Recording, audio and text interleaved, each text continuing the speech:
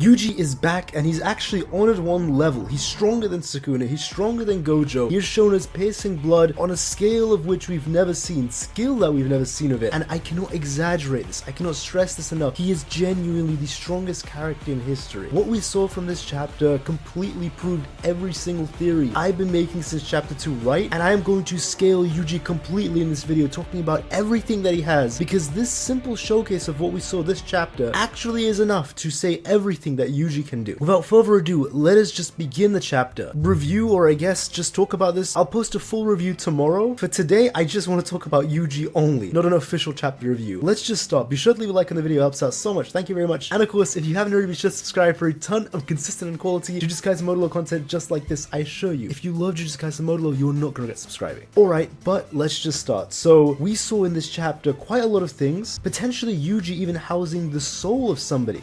So I'll go over all the pages of it here and we can just see it through. So on page 15, at least as it's classified on my laptop, we see that the Sumerians and the Earthlings are about to fight, and Yuji says, "Good grief, I knew this would happen, not that I said anything." Now this is very interesting, and some people I saw in the comments of my spoiler video thought maybe Yuji is actually talking to somebody, because it's a bit strange. Why is Yuji talking to himself randomly? Originally, I thought that was true when I just saw the translation of "good grief, I knew this would happen," but when I see the second translation, not that I said anything, that makes me believe maybe not. Now these are not the TCB translations or Viz translations, these are Record Ragnarok translations, so when we see the other ones it may change, but it is still interesting theory that maybe Yuji right now is housing somebody. I would lean more towards he's probably not housing somebody, but he right now could be housing a cursed object, maybe some players from the Kalyan game, could be a completely different sorcery he found someone over the 68 years, it could even be Hana, because when Angel and Hana died, they only said Hana, they never said the Angel died, so people theorize maybe Yuji put Angel inside. What I think is going on is this may just be Yuji talking to himself, which probably would make sense because Yuji's been so lonely over the time, because he's had a huge amount of loneliness. He may have, as sad as it sounds, actually just begun to talk to himself because he doesn't have any friends. But yes, Yuji does say yada yada does it, just like Jotaro, good grief. And in the next page we see that guy, Mino-san, or whatever his name was, a pretty nice guy. He says, "Hey, you can't just," and he sees Yuji's activating piercing blood.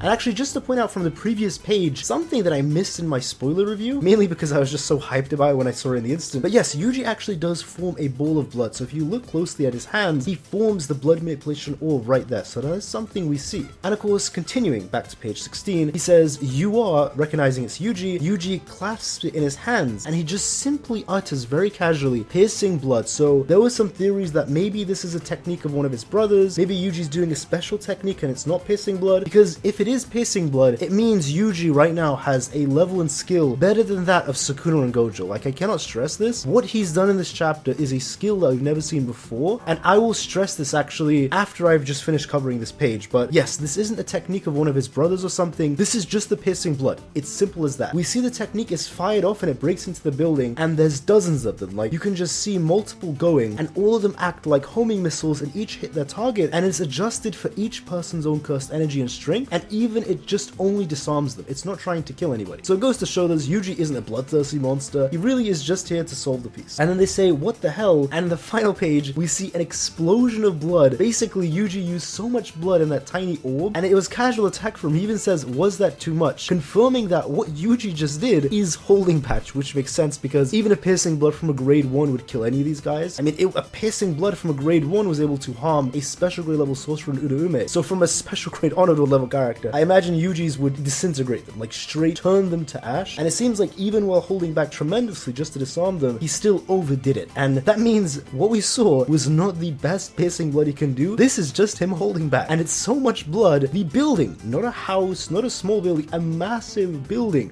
with multiple stories from all sides explodes in blood from a holding back Yuji from a tiny orb casually. And this is so casual, like not only is he holding back, but there's not a drop of sweat, he's not even trying, he's so casual about it. It's even more casual than Choso using a piercing blood. Like when Choso or Kamo use piercing blood, they stress and they actually try their best to use max output. Yuji is incredibly chill about it all. Now, why does all of this confirm Yuji is as strong as we thought? Well, we saw that when Yuji was using a newly acquired technique, Cleave and Dismantle Shrine, even when it was newly acquired and he just got it, he was using it better than the Piercing Blood that he had already gotten a month before. So the months of training with Piercing Blood, it was a month or two of training, he still wasn't as good as that as he was with his Shrine technique and Cleave and Dismantle. The way he was using in the Sukuna fight was exceptional and far more adept than when he used Piercing Blood. And you're probably wondering, this is probably a strange tangent, why are you talking about this, Kaio? It's about to make sense. If with a technique he's so talented with, the Shrine technique, he's able to do all of that, and Piercing Blood is specifically something he had no talent for and he wasn't gifted at, yet right now he is doing things that are actually Gojo and Sukuna-esque. Like, if you were to give Gojo and Sukuna this technique, I don't know if they could do what Yuji just did. That's how high of a skill level this is. And I'll explain that later on, but I'm trying to say, if Yuji is able to do this with blood manipulation, which is a technique he's not naturally adept at, it's probably one of his weaker techniques in terms of mastering it, what do you think he could do with Shrine, which he was already using so great against Sukuna and was the key to defeating Sukuna? I don't want to imagine how strong Yuji's Shrine is. Like, bare minimum, I mean this, a bare minimum, Yuji's Shrine is as good as Sukuna's. It cannot be any worse than that, and it very likely could even be better than that. Considering 68 years is a massive amount of time, do remember, not even Sukuna lived 68 years. Yes, Sukuna is technically thousands of years old, but he was a cursed object that whole time. He wasn't training or getting stronger over time. There's like a mistranslation where it's like, oh, the Sukuna fingers were gaining power over time. That's just a mistranslation. It's not true. He wasn't actually gaining strength, and he wasn't training either. Yuji had a true 68 years to train of his techniques, longer than Sukuna did with Shrine, and it was confirmed by Urume before they even knew he had blood manipulation that with Shrine alone he had the potential of Sukuna, mainly because he shared the soul of Sukuna's twin. Well, at least a part of it from his parents and grandparents, it was passed down, that part of it, that reincarnated soul of Sukuna's twin. So he already has the talent level of Sukuna with Shrine alone. Then you give him a top 5 technique in history, Piercing Blood, and we see he's doing all of this with a technique he's not naturally good at. I'm just saying, his Shrine is going to be so unbelievably phenomenal. Just whatever Sukuna can do better, and he can probably do more. Maybe even applying the reverse technique of Shrine onto his own Cleave and Dismantle. And his flames are going to be insane, because his flames might be stupendously strong. Shrine is his adept technique and what he's naturally good at. And if he's this good at Piercing Blood, it's terrifying to imagine how strong his Shrine is going to be. And also, this isn't a sponsor, but just shout out to my friend Boku no Color. He is responsible for drawing the Yuji color in this thumbnail and a lot of my thumbnails. If you want some cool commissions, do check him out. He is a fantastic artist and manga colorist. Seriously, he's great. He does so many of my thumbnails. Link is in the description. But let's just continue. Now, to actually talk about what we saw in this chapter. Yes, him using Piercing Blood at such a high skill level is something we have never seen before from any sorcerer. Like, this, of all of JJK, is the highest level of skill we have seen. Nothing tops it. Nothing comes close. Not a single feat. Higuruma learning domain animation and using reverse curse technique, that doesn't compare. Sukuna just copying things when he sees it, that doesn't compare. I mean, Sukuna even had the Divine Elephant's Water, and he couldn't do what Yuji's doing right now. He could only copy it to a simple blood manipulation that a grade 1 sorcerer can. Just imagine, Piercing Blood, or just generally the blood manipulation, is so hard to control that its very best technique can only be used when you cannot control the trajectory of it. It is basically only able to be used from a straight line from your own attack. The best you could do is actually literally move your finger that's pointing it out, and it would move with your hand, but you're not actually changing the trajectory. It's going the same way, you're just changing your hand. What Yuji is doing is, first of all, firing multiple Piercing Bloods, and they're massive. Like,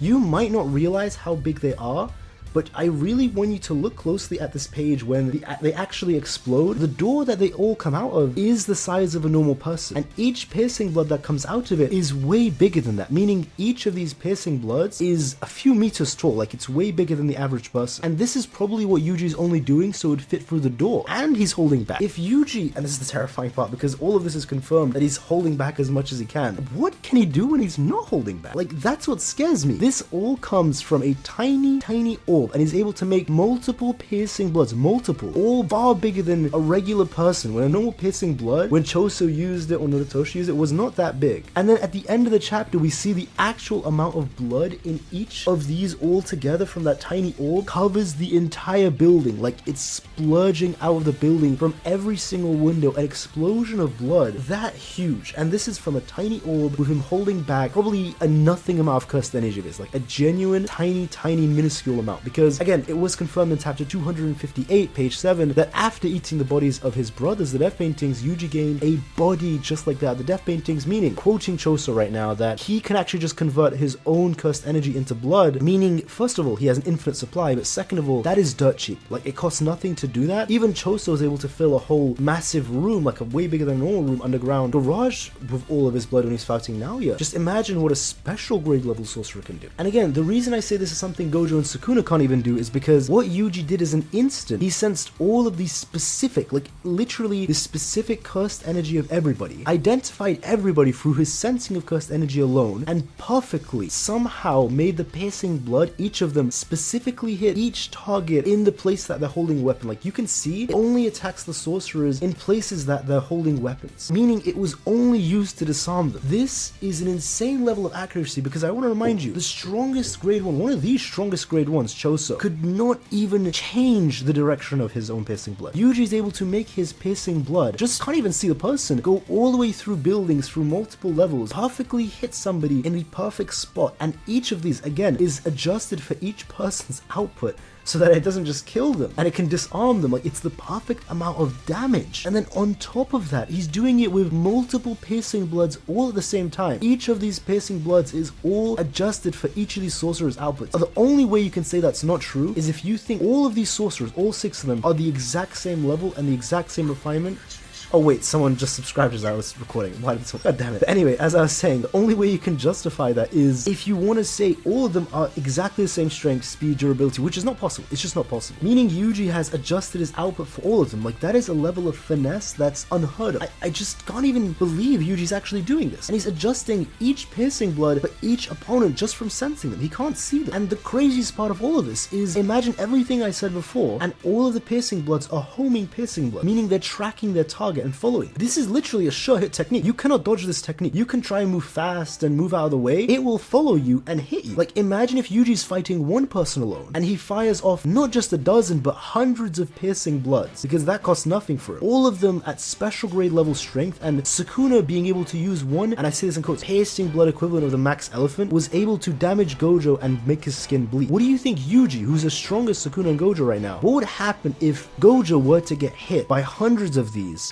stronger and more deadly and far more improved when even one tiny water-esque piercing blood from Sukuna actually damaged his skin and cut through? On top of that, all of these are poisonous because Yuji's blood right now is of that of a death paintings, meaning just in the same way it poisoned now, it would poison all of these people here. I imagine Yuji's probably got so much control over it, he probably wouldn't let them get poisoned, as crazy as that sounds. It's just skill and finesse and refinement, like, it's just insane. And all of this is casual, all of this is holding back. What can he do when he's not holding back? Like, he could genuinely sink a whole city in a pool of blood, like an actual wave of tsunami of blood, and he could make it go terrifyingly fast and crush and destroy everything, and he'd be able to completely manipulate all of that blood freely. This guy is an actual god. Like, seriously, he's a god. This is just his blood manipulation. This is not including the fact that Yuji's reverse curse technique is cheaper than any other sorcerer because he's got the body of a death painting. This is not even including the fact that he's got Shrine, the literal best technique, probably bar the 6 Eyes Limitless, in the entire verse, Cleaviness Mantle and the Flames. Like, he's got Furnace. He has Furnace. That comes with the Shrine. Like, that is a part of that moveset. He's got a domain expansion, which I guarantee you, I'm